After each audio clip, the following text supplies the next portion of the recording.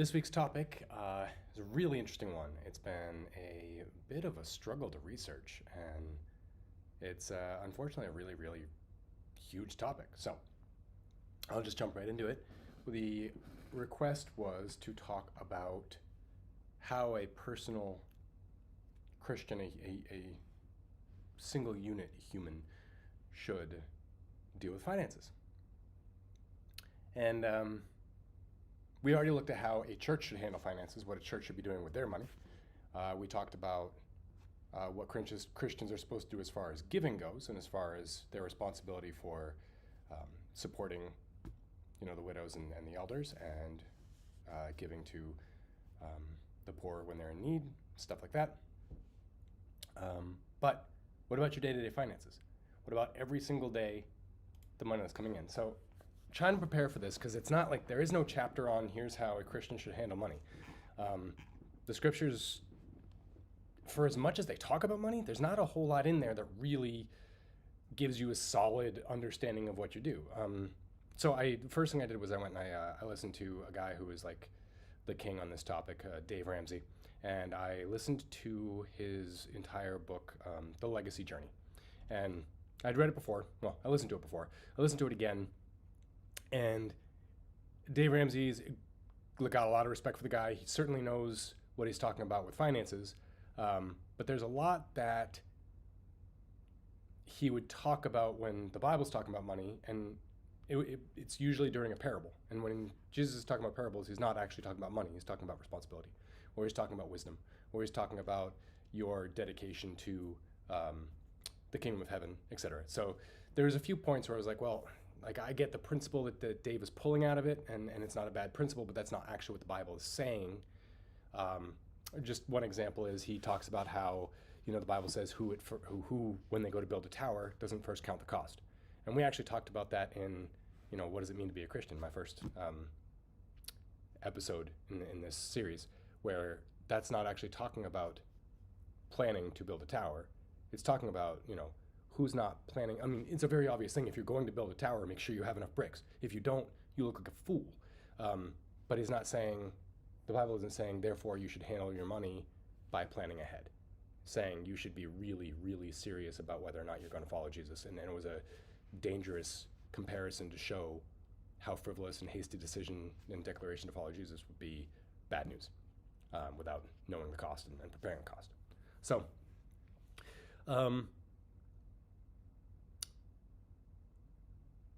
that being said, I agree with a lot of Dave's conclusions. He makes a lot of really good points. He's got a lot of good stuff in there. He certainly is much, much smarter with money than I am. But I kind of wanted to draw it all the way back, because I wanted to try and see if I could answer this question really properly with the proper biblical perspective. And how should a Christian handle money? What should a Christian do with money? It took me all the way back to, well, what do we actually need? What do you need money for? What do you want money for? Okay, so you need money for food, clothing, and shelter.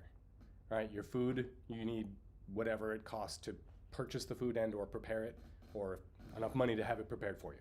Okay? You need clothing, and that can be as cheap as thrift shop. You need shelter, and unfortunately right now I think that's about $2,000 a month for any tiny apartment in my area, at the time of this recording anyway. Now you could also say, okay, well, since I have those things, I need electricity to be able to prepare the food. I need utilities in order to make my shelter worth living in. All right. You could even make an argument to say that I need a car and I need a cell phone or internet, computer, some kind of connection. I could go with all that. But honestly, that's a very, very small amount of stuff. And I don't know anybody who makes just enough to survive. I don't know anybody who's actually in that category. At least not personally. So now, what are we doing with the rest of our money? And how do we use it biblically? Well, this is where we either take one of two extremes. We take the extreme of saying we shouldn't have any of it. We should be giving it all away, just living on what we need. Okay? And that's sure. That's the kind of thing that Paul did, I think. If Paul even had any spare money. I mean, Paul spent most of his life going and sleeping on people's couches, figuratively. I mean,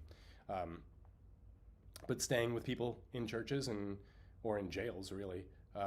He did have just enough food. Sometimes he didn't have enough food. So we have that kind of example. We have the example of Jesus and John the Baptist. Didn't have a place to rest their head, would stay with people, that kind of thing. So the nomadic, completely devoted to the ministry itself and, living a nomadic life.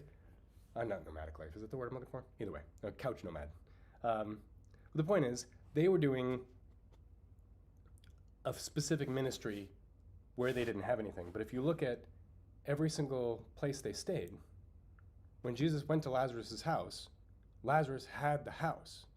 And there was no expectation of Lazarus to sell his entire house and all of his belongings and get rid of all of it, and then all of them sleep out in, the cold. There was no expectation of Priscilla and Aquila to sell their house, and Paul was staying with them. He needed to stay with them. He had no other place to stay. And the church met there. The church met in their house. If they sold that, what would they do? So this idea of, well, those are luxury. I mean, those were houses. Yeah, well, they were luxury houses, right? Those were pretty decent-sized houses because they housed quite a bit of people. So did they also have luxuries? Yeah, I'm sure they did. We talked about Lydia being a seller of purple cloth. I mean, she was wealthy. There was a lot going on where they had spare money and they purchased luxuries. So now we need to look at what do we actually want to do with our excess income. If we're spending everything we have on our needs and we have excess income, we want to understand how to use it biblically. Okay, well, what does God want us to do with it biblically? Does he want us to invest it like crazy? Does he want us to give it all away? Does he want us to spend it on ourselves? Does he want, that would be the other end of the spectrum, by the way, to just greed it all, not give anything away, but keep it all and give it all to just build up your own self and say, well, since God gave me this money, he obviously wants me to enjoy it and be happy, so I'm going to spend it on everything that I want to do. Obviously, neither one of those are the expectation for every single Christian across the board, and one of them is definitely not the expectation for any Christian across the board. But is God upset with us purchasing anything of luxury? No. That's the plain and simple answer, and I agree with Dave Ramsey on that. Dave Ramsey agrees that it's not a no. My issue comes where Dave talks a little bit more about, well, what's the percentage that's acceptable and what's the percentage that's not? And I don't really like that approach because I want to take a far more, I think, kind of spirit-led approach rather than a percentage approach. But he's like a numbers guy. I know he's a big numbers guy, so I know for him, in his brain, probably works great. I think for most people, we need to step back even further again. So let's think about the whole concept of what if you actually had tons of money? What if you had, so if you have $2 million in like a 6% per year interest returned investment of some kind, that's $120,000 a year. You don't have to work. If you had 20 million with that same 6%, you're getting $100,000 a month, almost $23,000 a week. You could live in whatever luxury you wanted. There's no lifestyle that really exceeds that. You $20,000 a week, you can do a private yacht and still not spend any money. You can, have a beautiful penthouse in New York City. You can fly private jets. That with $20 million, you have enough. What would you do with it though? How come we see a lot of people with over 20 million continuing to work? They don't need any more. They aren't saving up for anything. And the people with multi-millions and people with billions, they're not saving up for anything. So there's something more to realize is that whatever we do with our money, if we do pursue any kind of luxuries, we need to understand that most of those luxuries will not make us happy. That's not actually how humans find purpose. It's not in the stuff that we have, which I know is a very elementary idea, elementary concept, but even so, it's a good one to know. It's a good one to keep in mind as we look into this a little bit. So the one thing that Dave really, really strongly points out throughout the book, and I really want to give him props for this, is that he says no farmer of any intelligence whatsoever, any level of wisdom, is not going to forget, or is ever going to forget who sends the rain. Your wealth, your income, your money, any and all of it that you get comes directly from God. And Dave takes it a step further, a biblically step further, saying it's not even your money anyway. God owns all the money. And this is a quote that I've been saying for a long time. God owns all the gold. He doesn't need any money. He doesn't need, us to support him. But at the same time, he can choose to give us any portion of that gold or keep any portion of that gold for himself. You don't set your salary. You don't set your income. God does. So why does he have you at the income level he has you at, and what does he want you to focus on money? How does he want you to focus on money to do his will? So let's go ahead and look at the richest guy on the planet, because that's the easiest place to start. I don't know what the actual calculations are, but King Solomon was either the high multi-billions or even trillions of net worth if we look at what he actually had for money. So as far as all of his assets, all of the stuff he owned, all of the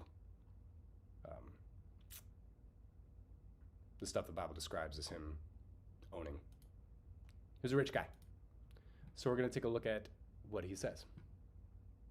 Because he was also a super wise guy. Not like a wise guy, sorry. He was also very intelligent, a man full of wisdom. Because that was, if you know the story, that's what he asked God for. He said, I want the wisdom to be able to guide my kingdom in the way you would want me to. And so God gave him wisdom, and he gave him riches, and he gave him power and glory, and he expanded his kingdom, and it was awesome. So let's pop over to what Solomon says about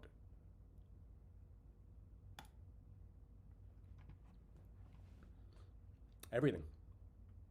So Solomon is the preacher. The words of the preacher, the son of David, the king of Jerusalem. Vanity of vanities, says the preacher. Vanity of vanities, all is vanity. This is coming from the man who owned everything. What advantage does man have in all of his work which he does under the sun? A generation goes and a generation comes, but the earth remains forever. Also, the sun rises and the sun sets, and hastening to its place, it rises there again. Blowing towards the south, then turning towards the north, the wind continues to swirl along.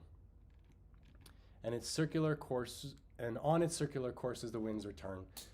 All the rivers flow into the sea, yet the sea is not full. To the places where the rivers flow, they flow again. It's got this concept of he starts out this entire book, and kind of all the way through this book, he's talking about what is the point of life. What's the actual point of life? I'm going to scroll down a little bit. We're going to get to a few things. One thing that Solomon mentions in this book that he does is he pursues wisdom. His goal, not just to be a wise person, he actually wants to figure out what the value is of wisdom. So he tests wisdom. So it says, behold, I have magnified and increased wisdom more than all who were over Jerusalem before me, and my mind has observed wealth and wisdom and knowledge. I set my mind to know wisdom, to know madness and folly. I realize that this is also a striving after the wind, because in much wisdom there is much grief, and increasing in knowledge results in increasing pain. I said to myself, come now and I will test you with pleasure. So he's testing wisdom now with pleasure. So enjoy yourself, and behold, it too was futility.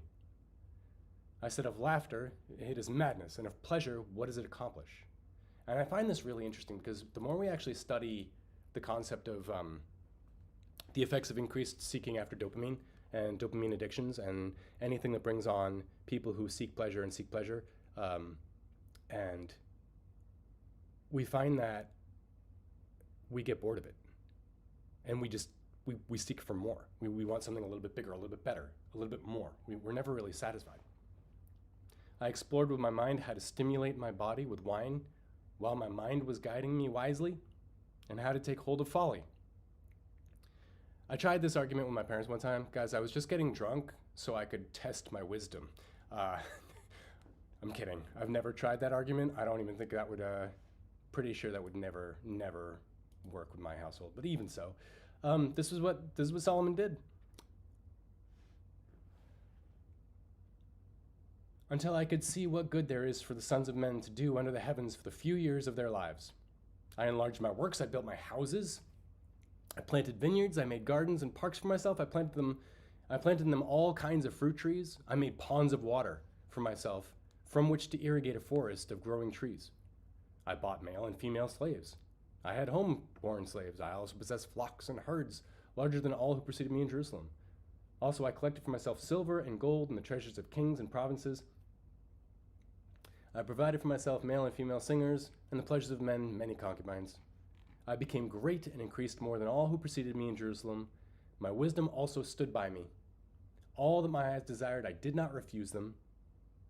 I did not withhold my heart from any pleasure, for my heart was pleased because of all my labor, and this was my reward of my labor. Then I considered all my activities which my hands had done, and the labor which I had exerted, and behold, it was all vanity, the striving after the wind, and there was no profit under the sun. So I turned to consider wisdom, madness, and folly. For what will the man do who will come after the king except what has already been done? And I saw that wisdom excels folly, as light excels darkness. The wise man's eyes are in his head, but the fool's walks in darkness. And yet I know that one fate befalls them both. Then I said to myself, as is the fate of fools, it will also befall me. Why then have I been so extremely wise? So I said to myself, this too is vanity. There is no lasting remembrance of the wise man, as with a fool, inasmuch as in the coming days all will be forgotten. And the wise man and the fool will die alike. So I hated life. For the works which had been done under the sun was grievous to me, because everything is futility, striving after the wind. Thus I hated all the fruit of my labor. He hated all of his riches, for which I had labored under the sun, for I must leave it to the man who will come after me. And who knows whether he will be a wise man or a fool? Yet he will have control over all of the fruit of my labor, for which I have labored by acting wisely under the sun. This too is vanity. Therefore I completely despaired of all of the fruit of my labor, for which I had labored under the sun. When there is a man who has labored with wisdom, knowledge, and skill, then he gives his legacy to one who has not labored with them. This too is vanity and a great evil.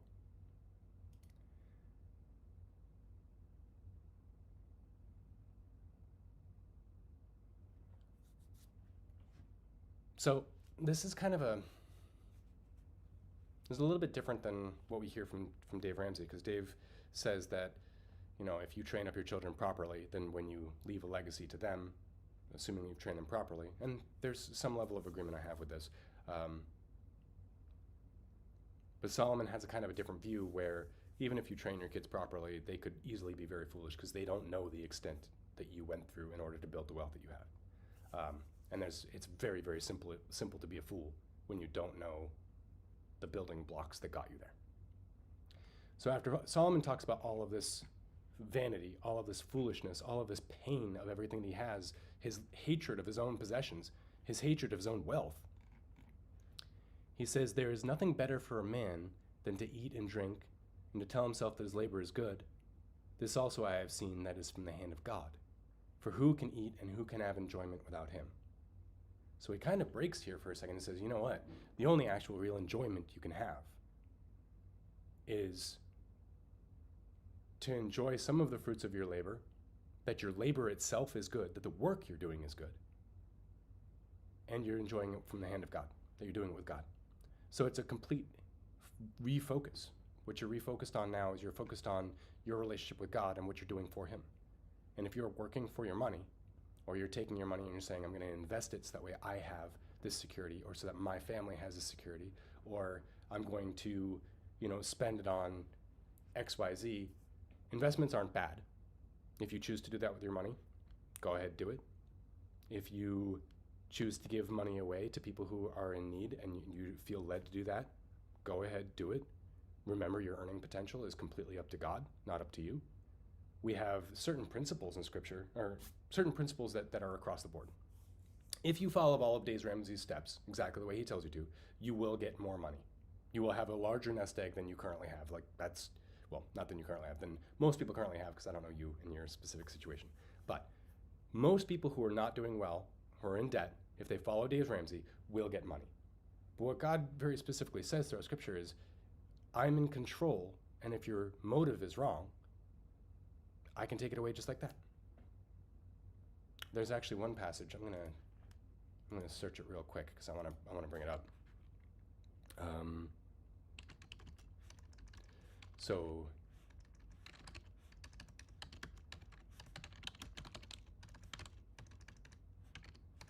it's a story about it's a parable, again. So are we talking about something different, or is this actually about money and about finances? Let's take a look. Let me remember that I'm in Ecclesiastes too, because I want to come back to Ecclesiastes in a second. But let's jump over to Luke real quickly. And in Luke 12, we have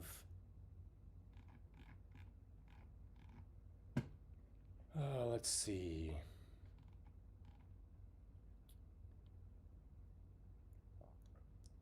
Beware on your guard against every form of greed, for not even when one has abundance does his life consist of his possessions.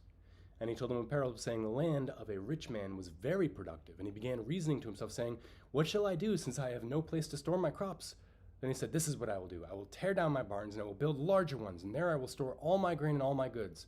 And I will say to my soul, soul, you have many goods laid up for many years to come. Take your ease, eat and drink and be merry. And God will say, you fool, this very night your soul is required of you.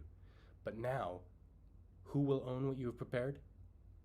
So is the man who stores up treasure for himself and is not rich towards God.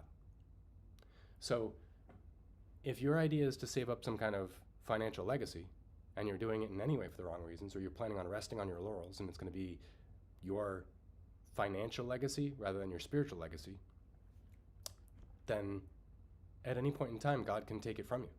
At any point in time, God can require the money from you. A bad investment isn't necessarily an investment that was poorly chosen. It could possibly be a very good investment that God chooses not to honor. So I want to pop back to Ecclesiastes because Solomon gives us more insight, and it's really, really good. We'll go to chapter 3. And we see, I know that there is nothing better for them than to rejoice and do good in one's lifetime. Moreover, every man who eats and drinks sees good in all sees good in all his labor. It is a gift from God. So this is again where we're looking at, are you working so that you can enjoy the gifts God has given you? Because there has to be a time to work hard and a time to enjoy the fruits of your labor. And it should be done recognizing that God gave you the ability to work hard.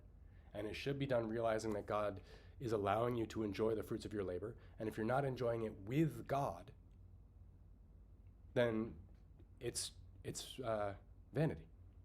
Everything Solomon had is vanity if he didn't sit down and enjoy it with God. Let's see, there was another spot here.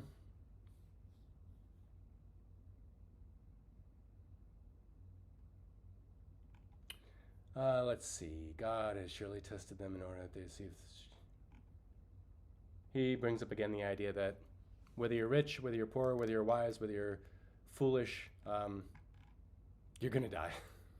So it doesn't really matter what you do on this earth in the sense of building your wealth or having your fun activities or doing your luxury things. I have seen that nothing is better than that man should be happy in his activities. So again, we see activities. So this is the labor. So I want to kind of bring us around to recognize one of the things that Solomon points out a number of times is your work should be fruitful. Yes, it should be something that you do to earn money, but if you're like, this is a really big conviction for me, because if you're not a huge fan of your job, if you have that everybody's working for the weekend kind of attitude, if you have that I don't like where I am or the position that I'm in, or I want, I'm worth more than the company's paying me, or I don't really like big companies, I want to work for a small company, I don't like small companies, I want to work for a big company. If you're not satisfied in the position that you're currently in, then you're missing out on a massive blessing from God, because God has given you the ability to work. He's given you the ability to do your job. He's given you the ability to then take the fruit of that labor and to provide for your needs as well as luxuries for you to enjoy with him in his presence.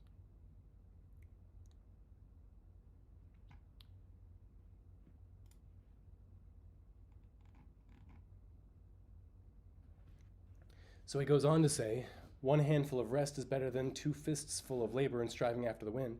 Because if you're a workaholic, if you love your job, but you spend way too much time at it and you never take any time to actually enjoy your labor, then that's vanity as well. Then I looked again, vanity under the sun. There was a certain man without a dependent, having neither a son nor a brother, yet there was no end to all his labor. Indeed, his eyes were not satisfied with the riches, and he never asked, and for whom am I laboring and depriving myself of pleasure? This too is vanity and a grievous task. And now there's another aspect where I find it, Solomon goes to positive things again. And he's not very positive in Ecclesiastes very much. There's a lot of negativity, there's a lot of vanity, there's a lot of recognizing that what happens here on earth is not, in the long run, all that valuable. Two are better than one because they have a good return for their labor. If either of them falls, the other one will lift up his companion.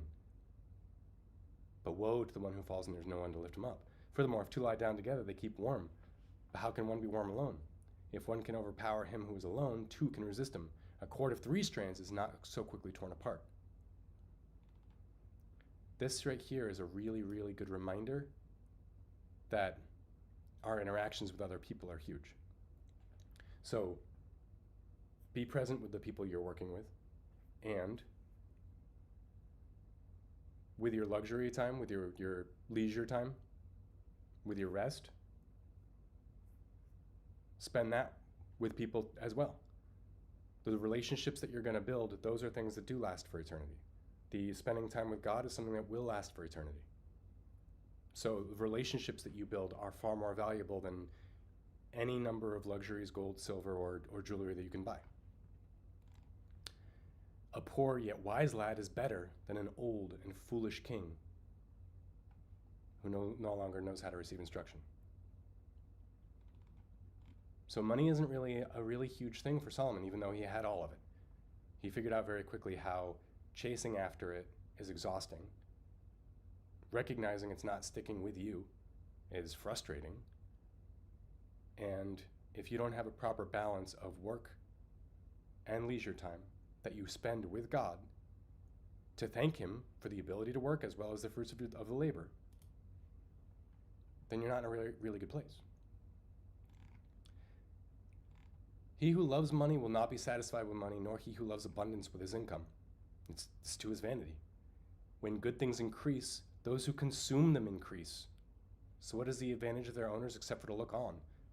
The sleep of the working man is pleasant if you're a worker, if you're just working. So you don't have this 2 mil or this 20 mil that's giving you this 6% return where you don't have to work and you're just always on vacation. The sleep of the working man is pleasant, whether he eats a little or much. But the full stomach of the rich man does not allow him to sleep because there's too much going on. It's too much, more money, more problems. This literally that came from Solomon. There's a grievous evil I've seen under the sun, riches being hoarded by their owners to his hurt. When those riches were lost through a bad investment and he had fathered a son, then there was nothing to support him. So even in the situation with money being around, it could disappear soon.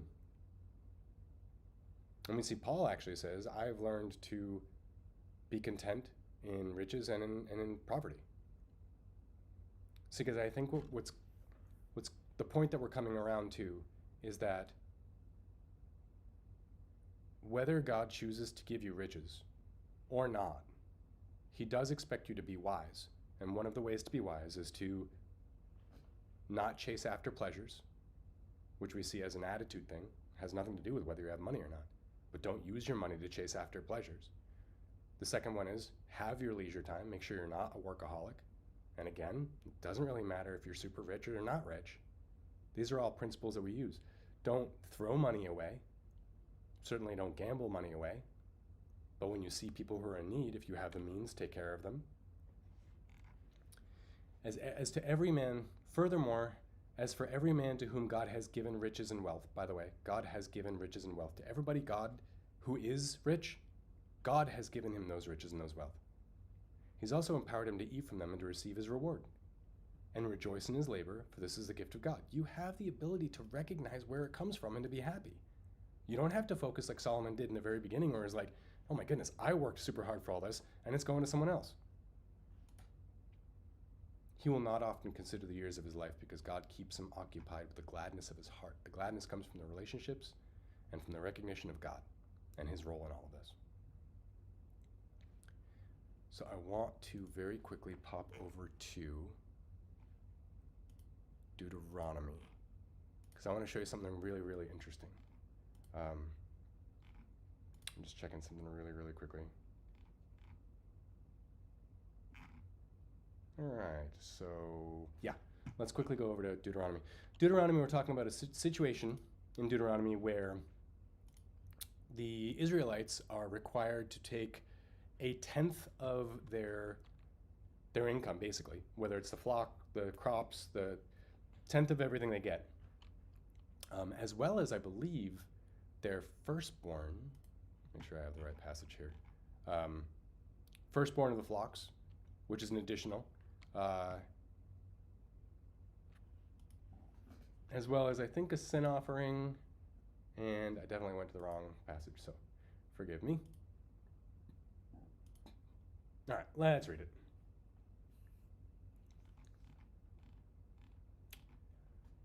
Alrighty.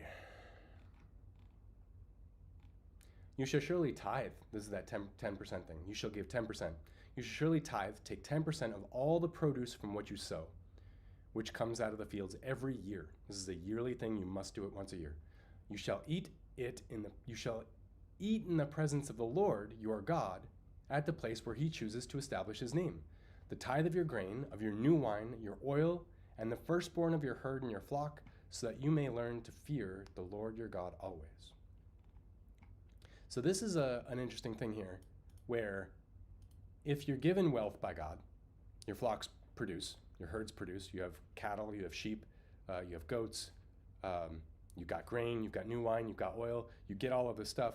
The 10% of it you bring to God, you consume, get rid of it, by eating it. You shall eat in the presence of the Lord. This is for you. You have to eat 10% of your income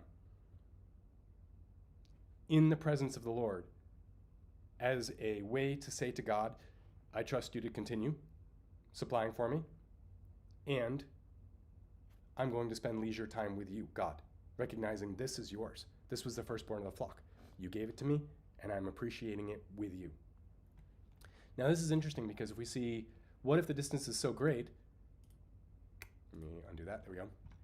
If the distance is so great for you that you're not able to bring the tithe, since the place where the Lord your God chooses to set his name is too far away from you when the Lord your God blesses you, then you shall exchange it for money and bind the money in your hand and go to the place which the Lord chooses. And this is the part where it gets really, really interesting. What are you supposed to do with your money? This is one of the places in Scripture where it actually tells you exactly what you should do with your money. And this is the money that God actually demands of you as your tithe. This is what you should do with your tithe as an Israelite in ancient Israel. This is not a command for New Testament believers for the Church of Christ, but this is what God did tell them to do with their money. He said, you may spend that money for whatever your heart desires, for oxen or sheep or wine or strong drink, or whatever your heart desires, and you shall eat it in the presence of the Lord your God and rejoice, you and your household. Oh, and you shall not neglect the Levite who is in your town, for he has no portion or inheritance among you. So here's let's break it all the way down. The reason why I think we aren't told exactly how to exactly handle money is because it's going to be different. It's going to be different for a lot of Christians. You may be somebody who very easily earns a lot of money because God has blessed you with that. And he may give you a heart to give. He may give you a heart to invest, and somebody else will be the person who gains your entire legacy, and they're a giver. God has the plan for all of the gold. He has a plan for all of the money. He tells us not to pursue wanton pleasure. So there are certain things you know for sure you should not be doing with your money. Don't do that. But there's a whole lot of freedom in our money, in what we're doing with our finances, with our should you go into debt? Should you not go into debt? I don't know.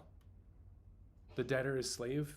Or there's a passage that Dave Ramsey talks about where he very clearly says, that the person who is in debt is a slave to the person who's loaning him the money. I can't remember the actual phraseology, but that is true. It does say that, but to what level? Like I'm in debt with my house, but I'm not a slave to the bank in the sense that they could take my house, but that's my only collateral.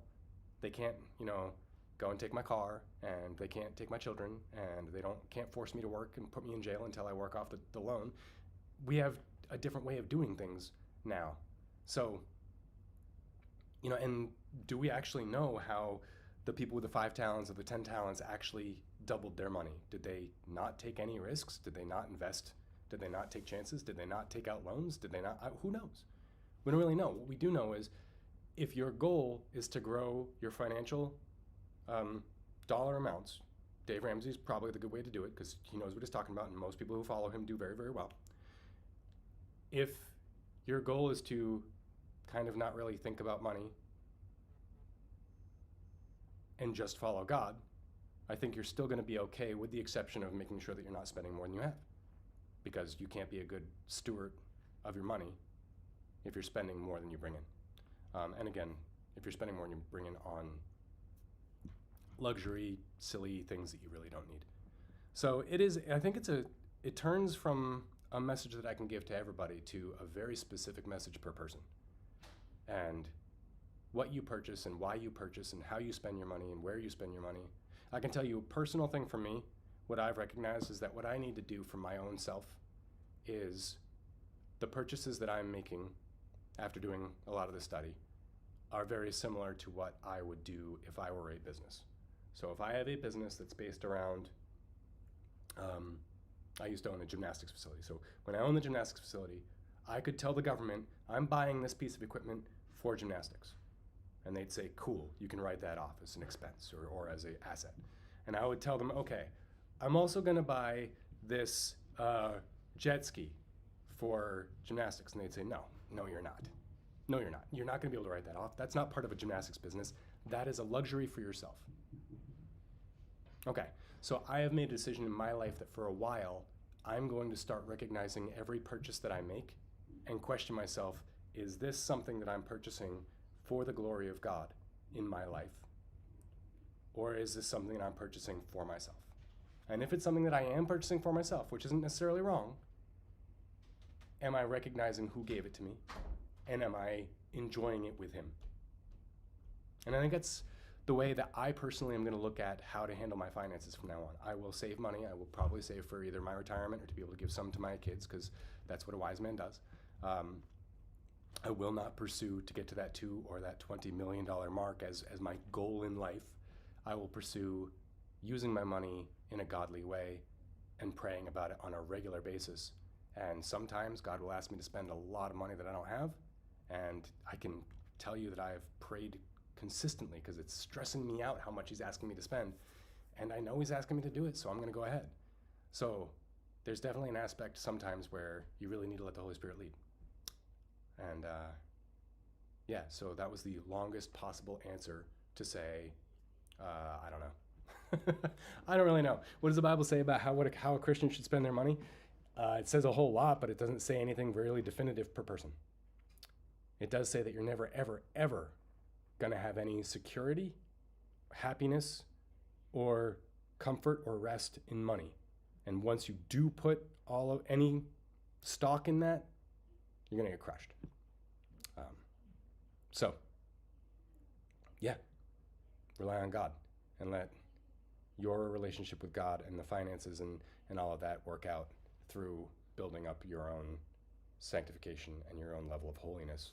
And I think what you do with money will be pretty obvious after that. It'll be obvious between you and God through your prayer, through your scripture reading, and yeah, don't stress about it so much. All right, well, I will see you guys all again next week. Again, please remember, I do have a Discord channel server, which is in the description of this, the channel's description. If you join, you can feel free to ask any questions about any of the stuff that I talk about on Tuesdays, and we will discuss it. We'll discuss questions, comments, other Bible passages that other people have thought of and brought up. We'll go ahead and think of other topics that we can talk about in the future, and I'll keep going. So Tuesday nights I'll be doing this, and Wednesday nights we'll see you on Discord. Have a great day. Oh, that's at 7 p.m. by the way.